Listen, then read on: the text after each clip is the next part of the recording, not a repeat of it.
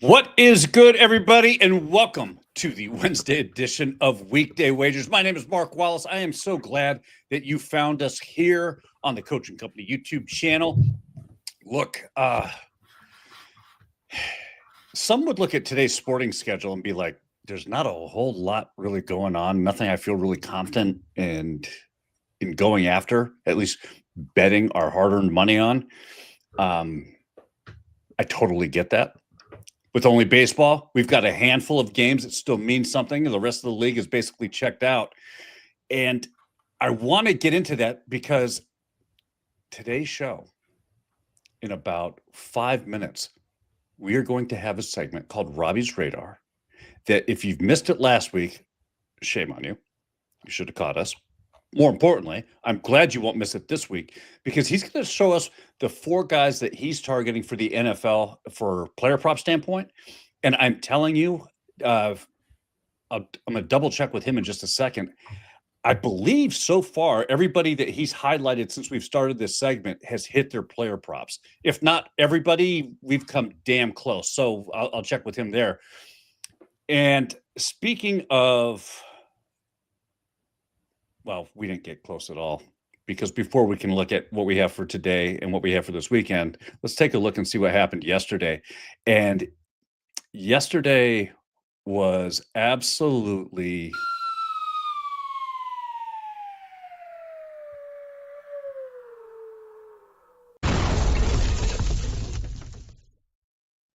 disgusting, just disgusting.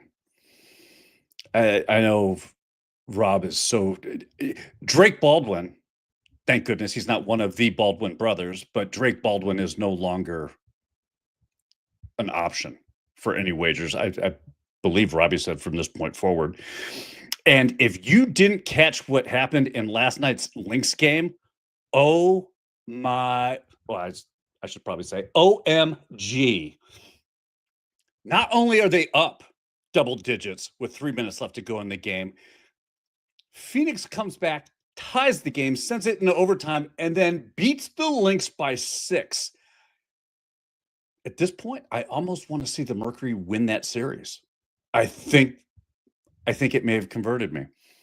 I'm going to double check, though, because Rob, first of all, how you doing today?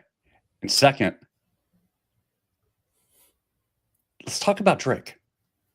Yeah. Drake, by the way, I think it was just a scheduling error because I really wanted Drake for today because I knew he would hit a home run today and cover that total bases. Somehow it got producer man got it all messed up. I don't know what happened. Okay. Full transparency, that's not true. Drake, and it makes me mad. Before I get into this, I know that's Joe. Joe said he couldn't find the show on YouTube just now. Do you know if it should be on YouTube right now? Can we get a confirmation that it is? Yeah, I found it via Coaching Company. I just went, it was scheduled for today. So I just clicked the schedule prior to it coming up and yeah, we're good. I've got it on my phone. All right, Joe. Yeah. So you can watch us on Twitter or X, or you can join us over on YouTube. But we're there. And Tony, thank you, sir. This is the official Model My Ass shirt. Oh, excuse me. Model My Ass t-shirt. Still can't get it right. Anyway, you can find that over at the Coaching Company merch store. I have the hat just behind me as well, hanging right there. Go over there. Get some model merch. Do us a favor. So you have bigger beef with Drake than Kendrick does. I do, yeah. Okay. And we were talking just before we came on. This is probably one of the worst days when it comes to sports betting that I think you and I have. And it happens every time, every single year. At this point, there's no football. We're still in preseason hockey.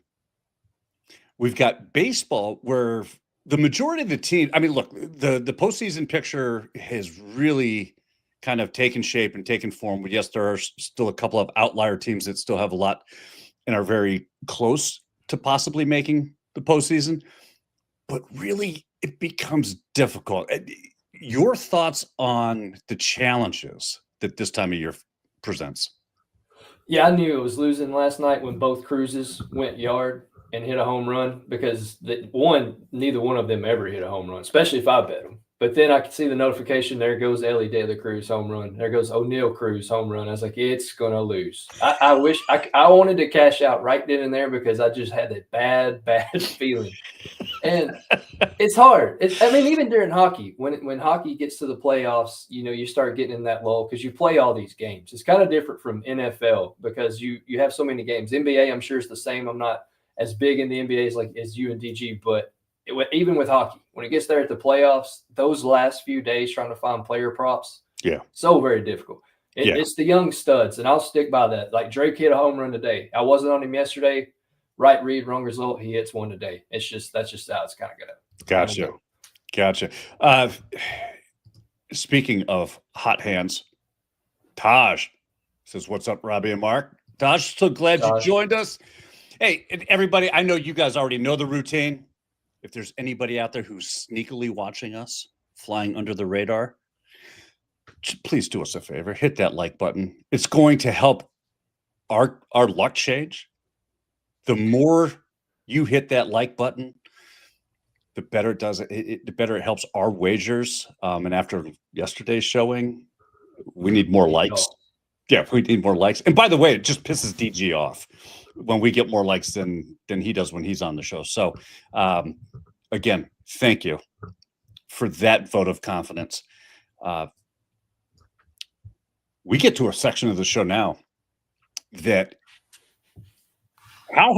Robbie's radar, first of all, extremely popular, but of the player props that you discuss on Wednesdays, do you know off the top of your head how many of them have actually gone over? I feel like week 1, it was either 3-1 or 4-0.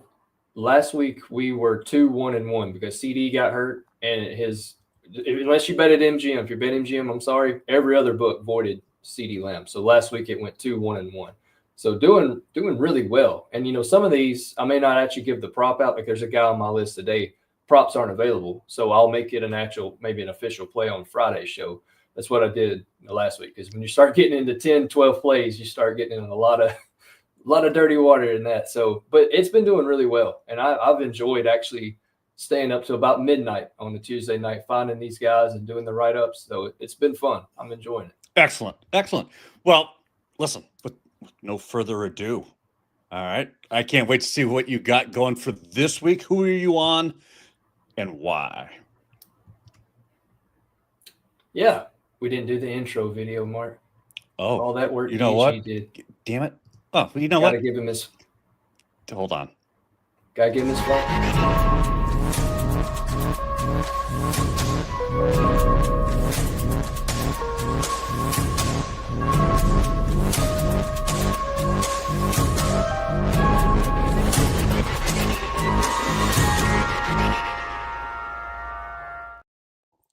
There. And I got it, yeah, DG. I got it. I knew it was coming. Hey, yeah, look, this is going to probably be a trend. If they're playing the Cowboys, I'm going to find a guy to target. And last week, Matthew Golden didn't get me into the saloon again, but he did have a better breakout game. He has caught 4 targets for 52 yards last week. He was the true number 1 wide receiver, and that's against a stout Cleveland Browns defense. Don't get it twisted. Cleveland Browns are not a bad team, especially defensively. But now Matthew Golden gets to go up against my Dallas Cowboys. And let me tell you, they made Russell Wilson look like Patrick Mahomes a couple of weeks ago. And then they made Caleb Williams look like Tom Brady. I'm telling you, Matthew Golden is a young rookie. His breakout game is coming Sunday night, and all we're going to hear is Chris Collinsworth and say, well, where's this guy come from? This and that. He's a stud. Since Jaden Reed's gone down, he's taken over that number one role. I actually found his receiving prop at 37 yards today. 37. I think he catches that easily. 37 against Dallas? Yes. That was at Hard Rock Bet. 37 yards was his line. I jumped all over it. Okay. Is there, and I know you like the receivers, especially when they're going against your Cowboys. Yeah. Why is that? Is it just the secondary is that bad, or is it just, I mean, kind of explain that a little bit. It's a mixture, man. It's a whole bag. You know, Trayvon Diggs is out there, but he got hurt last week. Who knows how healthy he was actually coming into that game. He's had a lot of health issues. Deron Bland, the other best cornerback, is not playing right now. So you're basically down your two best defensive backs.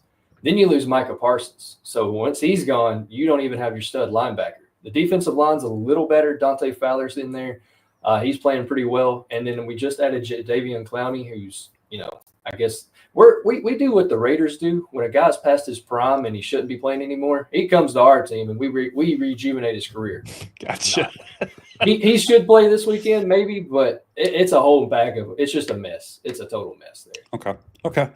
And I think that quarterbacks are finding that they have a little more time to pick apart that secondary of the Cowboys. No pass rush. Simply because there isn't a pass rush. Right. Yeah. I love that look. I will be locking this one in as soon as the show is over. Who do we got next? It looks like a little Christian Kirk action. Yeah, so Christian Kirk he does not have props out right now. I've been checking back and forth all day. His props aren't out. But look, he came back last week from a hamstring injury in August, and he had not a great day. 3 catches, 25 yards, but he saw a 21% target share. He had 8 targets, and he really should have had a deep bomb if C.J. Stroud would have hit him. And this is another defense, the Tennessee Titans. We talked on Weekday Wagers on Friday, and I made Alec Pierce a play of mine. And he went over his total receiving yards and his longest reception. He went 4 for 67, and that was in like the first half because he got concussed. I think Houston's going to do a lot of the same with the Titans. They play a lot of man coverage, so Nico Collins is going to get the majority of the attention, which should leave those open routes, those like they call him the slot god, I think is what they call Christian Kirk. You're going to see a lot of slot work. I think he gets open and then probably has himself a day. Yeah, so Nico Collins right now, his line is projected at 75.5. And so you like Christian Kirk to kind of fly, to use the name, to fly under the radar when it comes to the Titans defense as far as looking who they're going to stop. And that focus is going to be on Nico, which is going to open up some passing lanes for Christian Kirk. Yeah, and the other thing is, too, you've got Nick Chubb, who is not Nick Chubb anymore. He's, kind of a shell of himself. Woody Marks, the backup running back, should see a lot more work. It's just that the run game's not there for Houston, right? They're going to have to try to go through the air, even against the Titans. And I think he's going to get a lot of work. He's, like DG said, Kirk had 40 snaps, 30 routes in week 3. Yeah, I was just going to mention that was DG who threw that in there. Great little nugget. Yeah, so I think Christian Kirk, and his line should be low. He had 25 receiving yards last week. I think his line is probably going to be around 30 to 35 maybe. I'm definitely going to play it. Is there a line, when the line comes out, is there a line that's too high, or where is that ceiling for you on Christian Kirk to where you say, you know what, I'm going to hold off playing that pregame, might look to live bet it instead? If it's in the 40s, I may back off of it. I would go up to about 40, but if it's in the 40s, I may back off of it and then wait for a live play. Not saying I don't think he gets it, but I think you probably get a better number live. Also, Nico, I don't hate his receiving prop, but I would target his touchdowns. When I was looking at this game last night, I think he has a touchdown in 2 straight against Tennessee, and his line was at plus 115. So I would look more for Nico to score a touchdown than get his yardage. Okay. The way that offense is running. Excellent. I know you got – now you're speaking to my heart, Robbie. Little Ladd McConkey.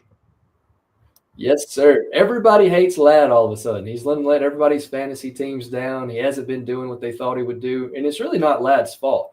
There's 3 wide receivers on that team. Keenan Allen, who was BFLs with Herbert, they've reunited, and then Quentin Johnson has learned how to catch a football again. So Ladd McConkey. There's a funny stat, and I have it wrote down in my notes.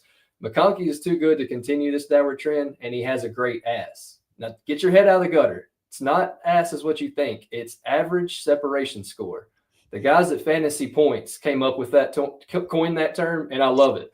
But his ass score is out of this world. He gets separation. We're not doing this. We're not giving out ass scores. You say his separation score. His separation score is out of this world. And they're playing the Giants, another terrible team that Dallas actually looked good against. Yeah. They're allowing 10 targets, 7 receptions, and around 87 yards to the wide receiver 1. I still think Ladd, it's listed on the depth chart, he's still wide receiver 1. So I think he's going to have a feast against New York. I think he's going to go under. He's going to have a lot of underneath routes, and he's going to take a lot of long balls. I haven't played his longest receiving prop, but I think that's in play too. His line right now is around 64 receiving yards, and I'm definitely playing that. Yeah, I'm looking for his reception line, and those are not out yet. What's the other one I'm looking for? Longest reception. His longest reception is at 22.5. Do you like that? Yeah, I don't hate that at all, because I think this is going to be one of those Ladd McConkey 2024 games that we've been expecting to see. I think we see that on Sunday. I don't hate that at all. So, and DG is, I love that he's throwing these little nuggets in here. He's in week 1. McConkey's got 52 snaps in week 1, 42 in week 2, and 75 in week 3. And those translates into routes run being 35, 25, and 52 last week. It's surprising to me that the Chargers are still able to mix it to all 3 of the wide receivers. And keep all of them happy. You know what I mean? McConkey certainly got his work in last week. No question. Is that sustainable, I guess, do you think? I think so. And now that Najee's down, I think they're going to have to get even more creative through there. Hampton's a hell of a back. I just don't know if he's there yet. I don't think you're going to put a huge workload on him. And I think where McConkey did really well last year was getting underneath routes. If they could move him back to the slot, I'm not sure how much percentage he's playing in the slot. I would love to see him go back to the slot, because I really think you would see a lot more production out of him. Gotcha. And lastly, and I hope everyone's been taking notes, because I'm scribbling as you speak. You're going with Jacoby Myers of the Raiders. Yeah. Trey Tucker went off last week. Everybody knows it. I'm sure he got added in every league. But don't get it twisted, man. Jacoby Myers is still the wide receiver 1 there. And the Bears are not a great team. I don't care what Mikey P says. They beat a beat-up Dallas team. They do what anybody can do against the Cowboys and beat on the Cowboys. But that secondary of Chicago still worries me. I mean, even without CeeDee Lamb, they are – I had it right here. DG has it pulled up. Let me go to DG's notes. If you don't understand, DG does defense versus position, and I use that chart a lot. So they've given up 30 receiving yards, or 30 receptions, 515 receiving yards, and 6 touchdowns to the wide receiver. And that's including that game against Dallas with CeeDee Lamb going down. Like I said last week, Trey Tucker was the guy who had the big day. Jacoby's target share dropped from 30 to 15%, but he still got 63 receiving yards. He was right there almost cashing his receiving line, even on 3 receptions. You've got a beat-up Brock Bowers. Michael Mayer, the other tight end, got his bell rung. He was out last week. Yep. I think Jacoby's numbers and his target share is going to increase this week. And I think this game has shootout potential, because neither of these teams can cover anybody. So I was just going to ask you, I think what I was most impressed with by Chicago was their ability to play a slightly better than expected level of defense. I think offensively, they struggled all over the place, but I really thought that their defense kept them and won that game for them against Dallas. They did, and we are inept. You know, you had George Pickens left, who the guy's got talent, but the guy's got issues. Like he's got issues, and there's a reason why Pittsburgh was trying to get rid of him. He made that drop ball that got intercepted and just lost his mind. Whatever. Then you got Jalen Tolbert and then Turpin are your other 2 wide receivers. The only other guy that's going to catch balls is Ferguson. So we really went one-dimensional once you took out CeeDee Lamb.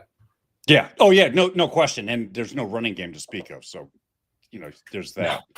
Yeah. And DG keeps throwing these nuggets, and very appreciative. Thank you, sir. Myers is averaging 58.5 snaps and an average of 38 routes over the first 3 weeks. He's certainly getting his work given to him. He is, but like I said, he got a concussion. I think it was a concussion on Sunday that knocked him out of the game. So I'm not sure on his status this week. And then you've also got Brock Bowers, who doesn't look 100% since he banged his knee up in week 1. Okay. I was just going to try to check to see if I could pull his injured list up for Jacoby Myers. I'll tell you what. I will do that for you as you are giving out what play you're on, because you and we got some work to do tonight. Yeah, for sure. So tonight, going back to the diamond, unfortunately, but I love this play tonight. I actually really do love this play. I'm going Nick Kurtz, 2+ hits, runs, and RBIs at -115. Look, I'm once again targeting the younger guys, and even though his team sucks, Kurtz does not suck. He is currently in the lead for AL Rookie of the Year. He's cashed this in 4 of his last 5 games at home, and he's cashed this in every game against Houston this season.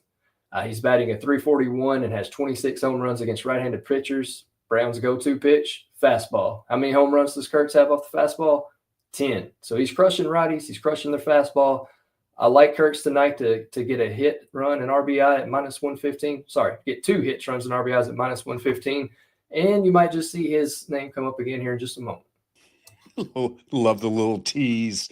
The tease. And while you were talking, I was looking. Jacoby Myers does not appear on any injury report for any concussion protocol. No, Michael Mayer.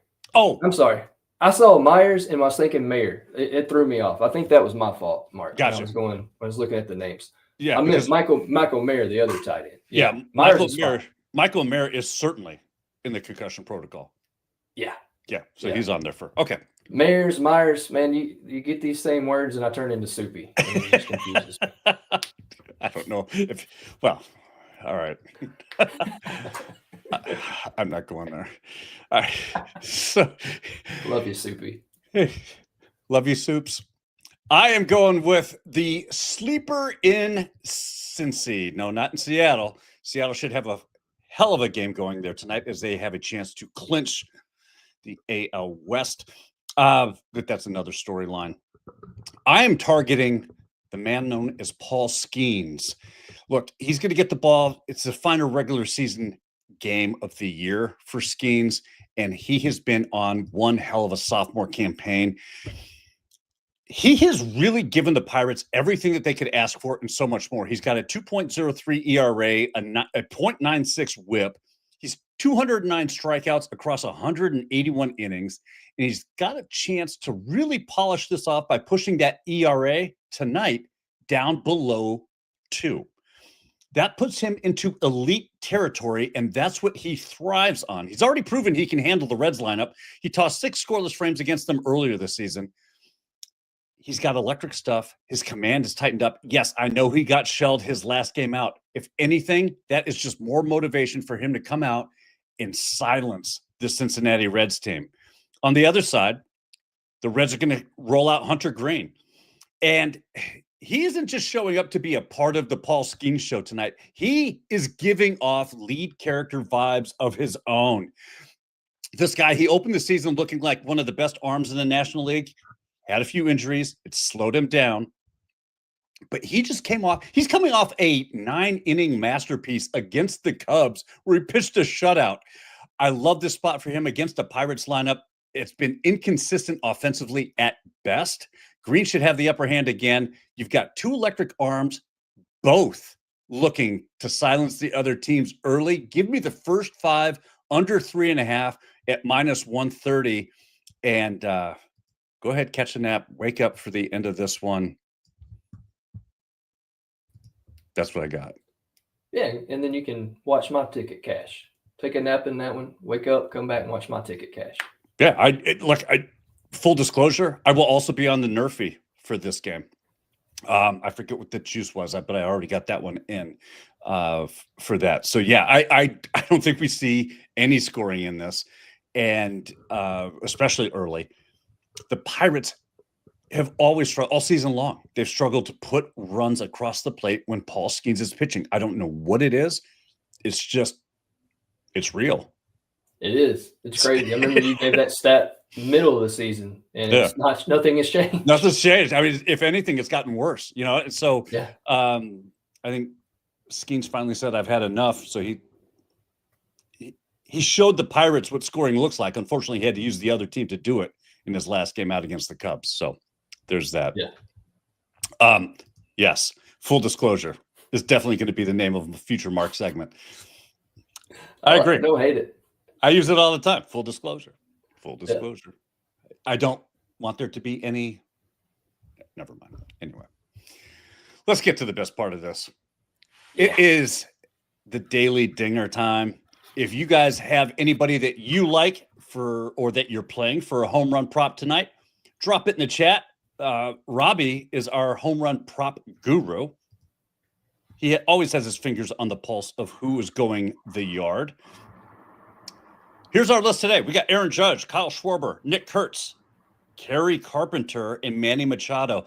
Mr. Riley Green was on our list yesterday. He went yard last night. Saw that.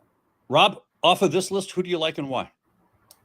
Oh, you already know. Going with Nick Kurtz. Look, makes sense. You know me. I'm all about narratives too, right? So his best statistical day of the week is on Wednesdays. He has 6 home runs on Wednesday.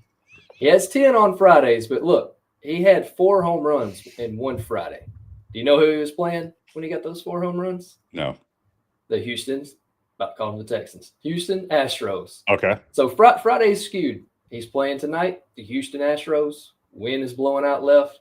Nick Kurtz is going to go out with a bang and probably win AL Rookie of the Year. I don't not like it. Kurtz has been one of those guys that's just been a powerhouse all season long. I'm going to go with Mr. All Rise, Aaron Judge. Look, he's only got 1 home run in his last 5 games. I like it simply because, yes, I do think that he is a rhythm batter. He gets into a rhythm, he gets locked in, and all of a sudden the home runs start coming. The Yankees just secured their postseason. Believe it or not, they actually have a chance. They're only 1 game behind the Blue Jays to secure the AL East championship. There's a lot. They do need a little Red Sox help. There's a lot of motivation here for Judge, not just for the Yankees in general, but especially for Judge to kind of give his team that boost. And the Chicago White Sox are pitching by committee tonight. Right? They're pitching by committee. They have their long relief is a guy who has a ERA north of 4.5. He's been hittable all year long.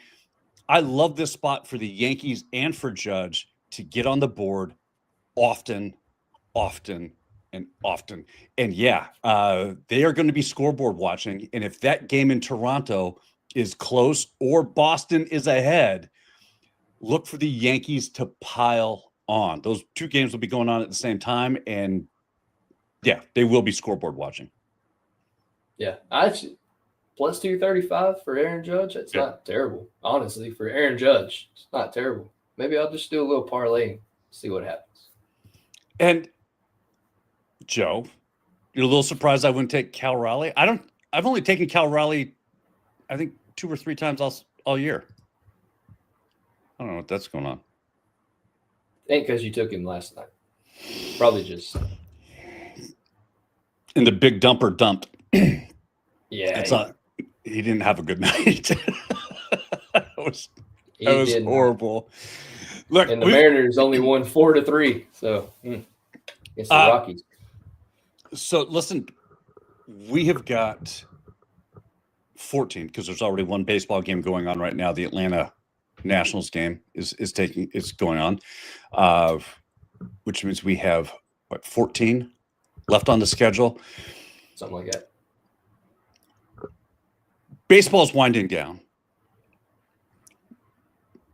I heard rumors, Rob, and maybe you can confirm this, that on Thursday there might be a TV timeout segment brought back because there's some shows that are on. Any truth to that, first of all? I'd be a little truth to that. They are airing Survivor again tonight, season 49. And as you know, DG and I somehow like the same teams and watch the same shows, except for Big Brother. I'm sorry, DG, I can't do it. But Wait a we minute. may have to You're a Love Island guy too? Survivor. No, No, I totally forgot about Love Island. Okay. Maybe we're not so much alike. But Survivor, yes, I do watch Survivor. And so we may have to talk about that tomorrow on our Thursday show, as well as go in depth on the Thursday night game, have our picks for that. If you go to Just the Stat Sports right now, we've already got quite a few picks. Yeah, I think there's 5 or 6 picks on that for Thursday night game, and all sorts of different angles on it. Player prop sides. We're looking at some team total stuff. So yeah, head on over there. I know you've already got some college football plays up too, as well. Yeah, I've got my Friday night plays already locked and loaded for me. I like it. Well, that's going to do it for us. If you had to watch one game tonight in baseball, I already know the answer to this. I don't know why I'm asking you this. You may tell you my second favorite. Yeah, because I know you'll be watching Boston, Toronto. So what would your second one be? Cleveland, Detroit. That would be the other one. Why? Just interested. Because Cleveland's came back from like 16 games down in July and have a chance to totally knock them out right now. And I think it would just be fun. So I'm with you in the Toronto-Boston game because I want to say I have been, first of all, I was going to say full disclosure, but now I'm self-conscious because of Joe. I love the Toronto Blue Jays and what they do at home, and they have been dominant this season at home. So absolutely give all the flowers to the Toronto Blue Jays for that. My feelings about the Toronto Maple Leafs are separate from how I feel about the Toronto Blue Jays. Right. I want to see Toronto close this thing out and turn it into a battle between New York and Boston, because I think that's where both New York fans and Boston fans thrive in their hatred for each other. It is. Let that kind of just fester. And we only have a week of it, really, but let it fester. You know what I mean? That's when you guys are at your best. So I want Toronto to close this thing out tonight so we can have that from a observation standpoint of two fan bases that just don't like each other. I love that stuff. The second game, I'm going to be watching the Pittsburgh-Cincinnati game for the reasons that you like Cleveland. I think Cincinnati has an off chance of making the playoffs. And I know we're not allowed to talk about some players on the Cincinnati Reds team because they're dead to you. Yeah. But I do think that would be a great story for them to get into the playoffs. I would just like to see it happen, especially since they've been for their September run, kind of like Cleveland. Those Ohio teams have been on a hell of a September. And why not reward that? You know what I mean? Hey, I love Cincinnati. True story. Preston Boom Boom's bachelor party, we had it in Cincinnati, and that was a hell of a time. So I'm all right with Cincinnati making the playoffs. I don't think you were ever. Well, wait a minute. You just got me thinking. Then, would we ever see you in a Ellie De La Cruz jersey? Not unless he gave me one.